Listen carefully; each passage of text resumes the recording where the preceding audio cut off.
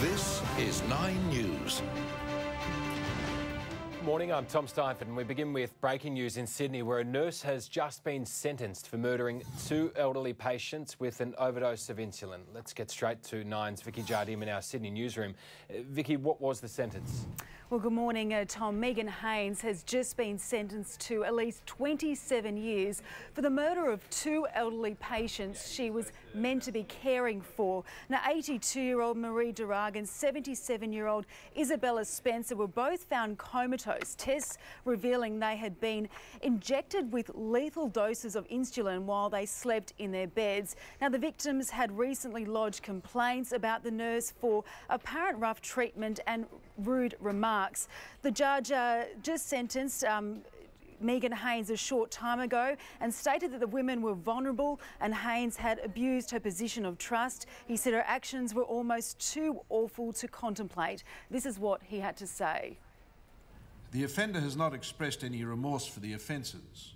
She pleaded not guilty to the offences and denied the offences when giving evidence. Her affidavit tendered at the sentencing hearing made no mention at all of the offences. In those circumstances, I cannot take this into account as a mitigating factor. So, Tom, just confirming Megan Haynes has been sentenced to at least 27 years for murdering 2 elderly patients she was meant to be caring for. All right, Vicky Jardim there for us with the very latest. Thank you.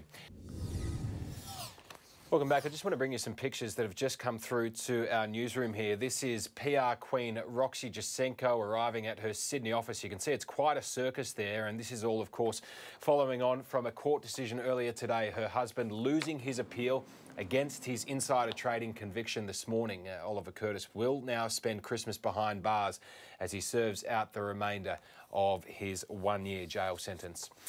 OK, time for the weather now, and a trough and a region of low pressure are bringing more persistent rain to southern and eastern New South Wales. High pressure is keeping much of South Australia, Victoria and Tasmania dry and settled. Around the country today, Brisbane could see a shower or two, but it's expected to clear before the crickets, a top of 30 there. Rain in Sydney, 22. Melbourne, partly cloudy and 26. Sunny in Adelaide, 28. Perth, sunny and 31. And as we head into the weekend tomorrow, Brisbane, it'll be mostly sunny with a top of 32. A possible storm in Sydney, 32 degrees there as well. Melbourne, a possible afternoon shower, 21. Partly cloudy in Adelaide, 23. And Perth will be sunny and 33.